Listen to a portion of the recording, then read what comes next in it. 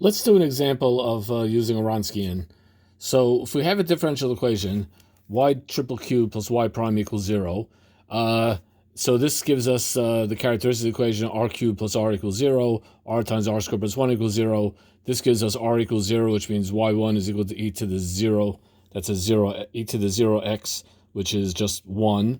And this gives us r equals plus or minus I. And if you remember, that means alpha is 0, beta is 1. And it gives us two solutions, y2 equals cosine x, y3 equals sine x. So we have y1 is just the constant 1, y2 is cosine x, and y3 is sine x.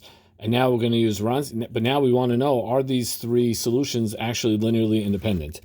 So we're going to test it using the Wronskian. Well, we make a determinant, a 3 by 3. In this case, there's y1, y2, y3. So we're going to make a 3 by 3 determinant. We put the three functions across the top row, and now let's do one column at a time. So the derivative of 1 is 0, and the derivative of 0, well, that's also 0.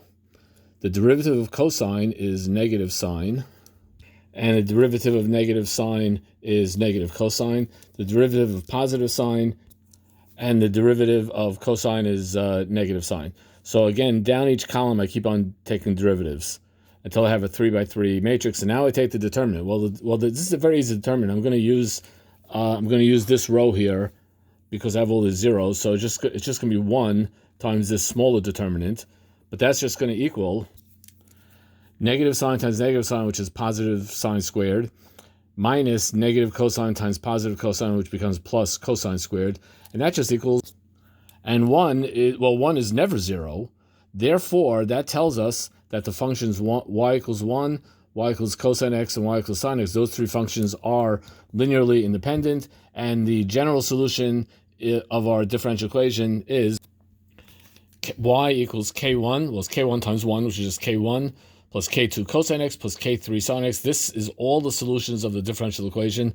Now, as far as differential equations, this is all stuff that we did last semester. There's nothing new. The Wronskian doesn't show us how to solve a differential equation. It just lets us verify that these three solutions are indeed linearly independent, and that now represents all the solutions. Let's do one more example. If I have the differential equation y triple prime plus 3y double prime minus 3y double prime plus 3y prime minus y equals 0, well, here's a set of solutions, e to the x e to the x, and x plus 1 e to the x. All three of these functions are solutions to this differential equation. If you don't believe me, test them all and you'll see that they work. But I want to see, are these three solutions, are these three functions linearly independent? So we're going to have to set up the Wronskian. So I'm going to have to make a determinant. The top row is going to be the three functions, and now we're going to take all the derivatives down here. And here's my determinant. And now I just have to see if this is 0 or not 0 or always 0 and so forth. I don't care if it's sometimes 0. I want to show that it either is always 0 or that it's not always 0. I don't like multiplying out big determinants, so I'm going to be a little sneaky. I'm going to take negative column 1 plus column 3 and make that my new column 3. And when I do that, you'll notice that I have the same column now. Column 2 and column 3 are the same. And when you have a determinant where two columns are the same, or two rows are the same, the determinant is always 0. Therefore, the three proposed solutions, even though there are three solutions of the differential equation, they are not linearly independent. So there must be a third solution out there somewhere. Yay. A third solution out there somewhere which is linearly independent, and we just got to go find it. Yay!